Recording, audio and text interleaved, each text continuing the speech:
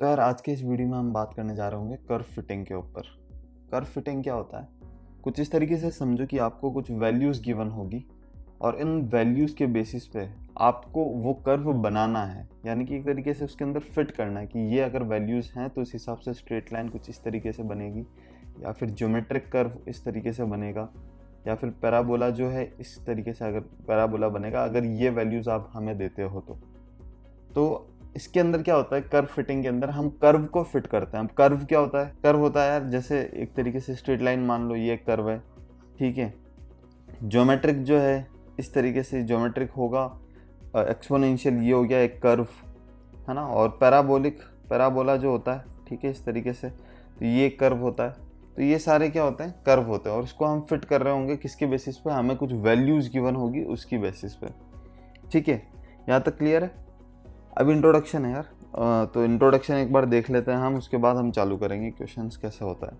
तो इंट्रोडक्शन, ये चीज़ लिखना ज़रूरी है, ठीक है ना। तो ये चीज़ लिखना होगा क्या, हमें x और y की वैल्यूज़ गिवन होगी, ठीक है। जैसे x1 पे y1 गिवन है, x2 पे y2 गिवन है, इस तरीके से बहुत सारी वैल्यूज़ गिवन होगी, xn पे yn, ठीक है।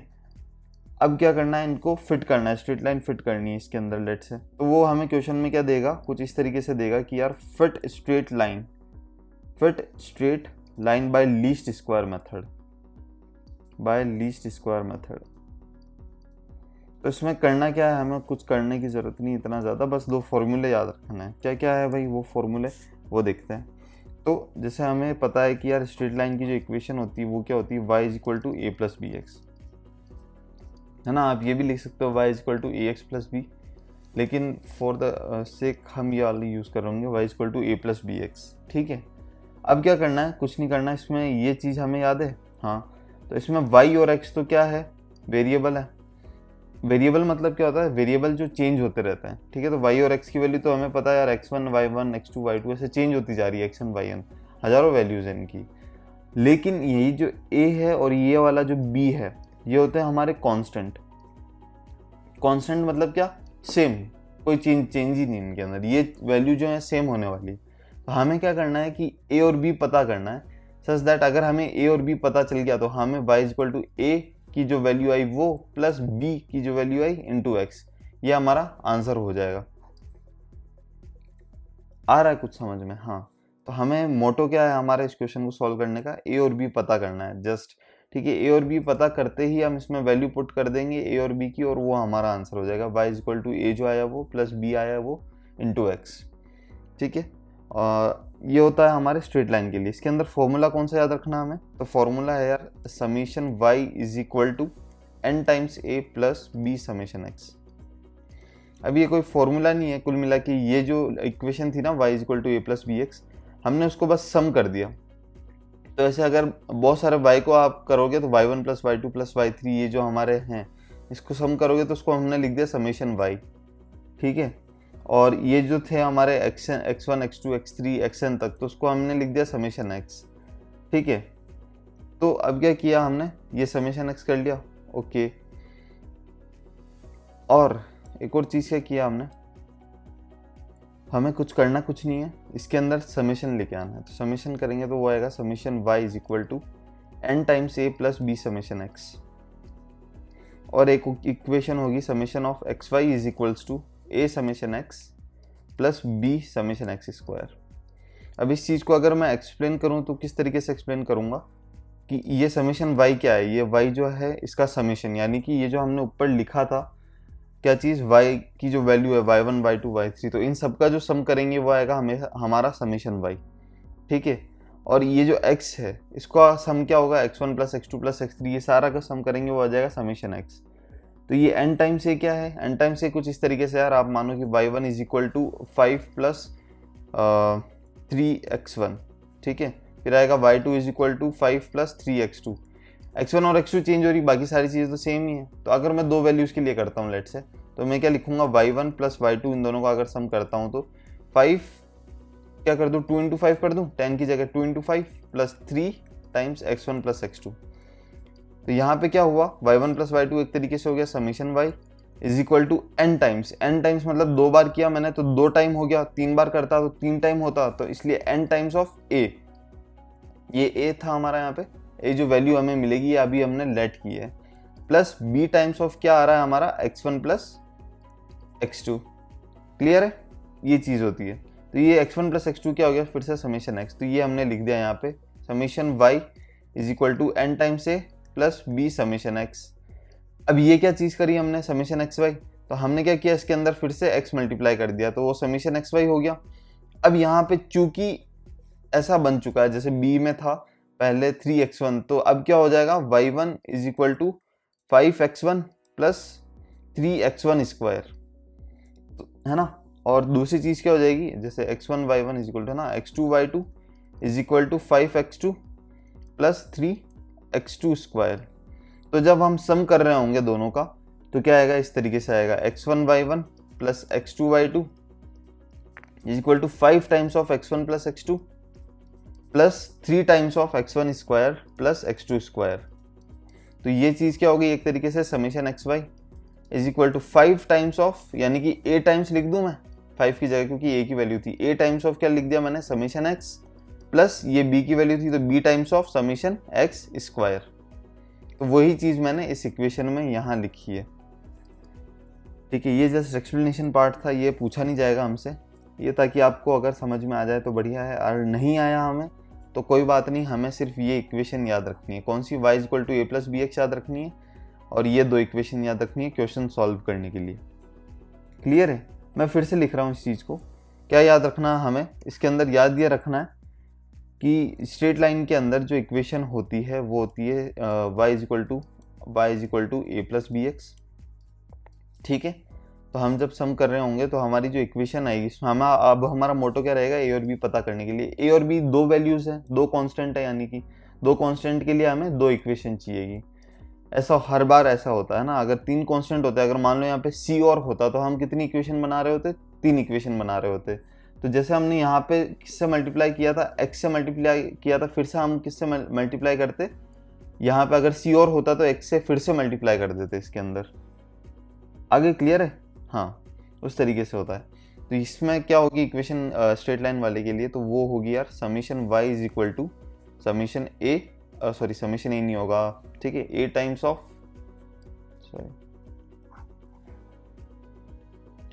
Summation y is equal to क्या होगा, n टाइम्स ऑफ ए, ये ध्यान रखना, हमें गलती नहीं करनी है, n times of a plus b summation x, और फिर से क्या होगा, summation of x y is equal to a times of summation x plus b times of summation x square. ये है हमारा स्ट्रेट लाइन के लिए लिखने का ये फॉर्मूला, ये चीज़ हमें याद रखनी है, जस्ट ये हमें याद रह जाएगी, हाँ याद रह जाएगी तो क्वेश्चन बन जाएगा, कोई प्रॉब्लम नहीं है। उससे पहले हम देख लेते हैं यार कि पैराबोला और ये कैसे सॉल्व करते हैं इसके अंदर।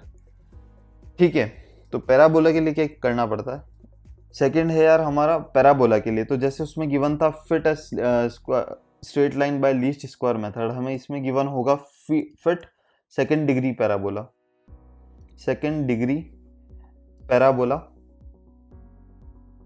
Bye least square method. ठीक है, तो लीस्ट स्क्वायर मेथड। अब इसमें क्या करना होगा, अब यार ये जो स्क्वायर की इक्वेशन होती है वो y equal to a plus b x नहीं होती है, वो स्ट्रेट लाइन की होती है।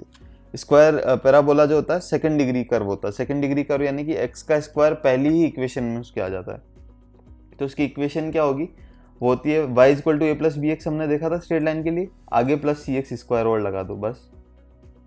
ठीक है, अब जैसे हम वहाँ सम कर रहे थे यहाँ भी वैसे ही सम कर रहे होंगे, तो क्या लिखूंगा मैं, summation y is equal to n times of a plus b summation x plus c summation x square. फिर से अब मैं क्या करूँ, दूसरी इक्वेशन, अब देखना यहाँ पे मैंने पहले बताया था जितने कांस्टेंट होंगे उतनी इक्वेशन होगी, यहाँ पे कितने कांस्टेंट है, तीन कांस्टेंट है, तो मेरे को कितनी इक्वेशन बनानी है, तीन इक्वेशन बनानी है। तो इसमें पहली बार x से मल्टीप्लाई, ये एक इक्वेशन तो हमारी ये बन गई, दूसरी इक्वेशन x से मल्टीप्लाई करेंगे क्या आएगा, summation x y is equal to a summation x plus b summation x square plus c summation x cube. अब ये दूसरी इक्वेशन बनी, एक और चाहिए हमें, तो फिर से x से मल्टीप्लाई कर देंगे, क्या आ जाएगा, x square y is equal to a summation x square plus b summation x cube plus c summation x की पावर 4। ये चीज़ हमें याद रखनी है किसके लिए, ये चीज़ हमें याद रखनी है पैराबोला के लिए। इक्वेशन आए तो जो ये तीन फॉर्मूला है ये हमें आनी चाहिए, याद होनी चाहिए। ठीक है, ओके। और ये वाली इक्वेशन तो पता होनी चाहिए, ये तो फिर तभी यहाँ से हम ये इक्वेशंस बना रहे होंगे। कुछ याद रखने की भी ज़रूरत नहीं है हमें, बस ये चीज़ याद रखनी है और फिर समेशन लगाते जाओ आगे। और फिर दूसरी इक्वेशन में एक्स से मल्टीप्लाई करके समेशन लगा दिया, तीसरी में एक्स से मल्टीप्लाई करके समेशन फिर से लगा दिया। ये चीज़ हुई हमारी पैराबोला के लिए। क्वेश्चन मैं आगे कराऊंगा, एक लास्ट हम देख लेते हैं। वो हमें फिट करना है, ज्योमेट्रिक कर्व बोला जाएगा। Fit a geometric curve by least square method. Geometric curve क्या होता है? ज्योमेट्रिक कर्व होता है y equal to a x raise to power b। इन इक्वेशंस में क्या हो रहा होगा आगे हम देख रहे होंगे यार, चूंकि ये स्ट्रेट लाइन जैसा नहीं है, मतलब प्लस के अंदर कुछ भी नहीं दिख रहा हमें, ठीक है ना। जैसे उसमें होता था y equal to a plus b x या फिर plus b x c x square, इसमें कुछ दिख नहीं रहा। तो हम क्या करते हैं, इसमें लॉगरिथमिक प्रॉपर्टी अप्लाई करेंगे। तो हम लॉग जब अप्लाई करते हैं तो लॉग का प्रॉपर्टी क्या होता है, जैसे मैंने बोथ साइड लॉग अप्लाई किया तो वो होगा log of y is equal to log of a x raise to power b। ठीक है, अब लॉग में एक चीज याद रखनी है कि लॉग ऑफ ए बी होता है लॉग ए प्लस लॉग बी, है ना। इसका ए बी, इस वाले ए बी का इस वाले ए बी से कोई ऐसा ताल्लुक नहीं है, ठीक है, सिर्फ समझाने के लिए। तो यहाँ पे ए क्या हुआ, इसमें ये हुआ, और बी क्या हुआ, ये x raise to power b हुआ। बात आई समझ में? तो वो ए और बी ऐसे कंफ्यूज मत होना। तो ये क्या हो जाएगा, लॉग ऑफ ए यानी कि a plus log of b यानी कि x raise to power b, पूरा जो है ये बी होगा, x raise to power b एक वैल्यू होगी। फिर क्या होता है यार, ये चीज़ याद रखनी है हमें, जैसे log of x raise to power n है तो एन आगे आ जाएगा और लॉग ऑफ एक्स बच जाएगा। तो एन आगे आ जाएगा, क्या मतलब है, ये जो बी है वो आगे आ जाएगा, बी लॉग ऑफ एक्स, ये लॉग ऑफ ए तो था ही, और ये लॉग ऑफ वाई हो गया। अब हम क्या करेंगे, अब ये देखो कुछ ऐसा सा दिख रहा है, y is equal to a plus b x, जो हमने स्ट्रेट लाइन में देखा था, एक बार देखो उसको, चेक करो इक्वेशन जो आपने लिखी है। तो y is equal to a plus b x कुछ इस तरीके से है। हाँ, तो इस चीज़ को मैं क्या मान लूँगा, कैपिटल y मान रहा हूँ आगे। इस चीज़ को मैं मान रहा हूँ कैपिटल ए प्लस इस चीज़ को माना मैंने b, और ये हो जाएगा कैपिटल x। ठीक है, आगे मैं एक्सप्लेन करूँगा, ये जस्ट एक आइडिया देने के लिए था, ये चीज़ एक बार लिख लेना। और ये जितनी भी चीज़ मैंने समझाई है उन्हें लिखते हुए ही चलना, नहीं तो क्या है कि आस्था चैनल जैसे देख रहे होंगे, या कल का रात में हमने क्या खाना खाया वो भूल गए हम, वैसे ये चीज़ें भी हम भूल रहे होंगे। तो अभी तक अगर नहीं लिखा है तो एक बार फिर से रिवाइंड करके इसको पूरा अच्छे से नोट डाउन करना। ये हुआ इसका इंट्रोडक्शन पार्ट। ठीक है, आगे हम देखेंगे कि क्वेश्चन कैसे सॉल्व करते हैं। अगर हमें ये फॉर्मूलेज याद है ना, ये अगर हमने चीज़ एक बार के लिए लिख ली, जैसे लिखोगे आपको ये चीज़ याद हो जाएगी। लिखे अगर आपने लिख ली है तो अब आपसे क्वेश्चन सॉल्व हो जाएंगे। ठीक है, तो हम अब आगे बढ़ते हैं और क्वेश्चन सॉल्व करते हैं। अब ये जो क्वेश्चन सॉल्विंग चीज़ होगी वो हम नेक्स्ट वीडियो में देख रहे होंगे, बाकी लंबा बन जाएगा वीडियो।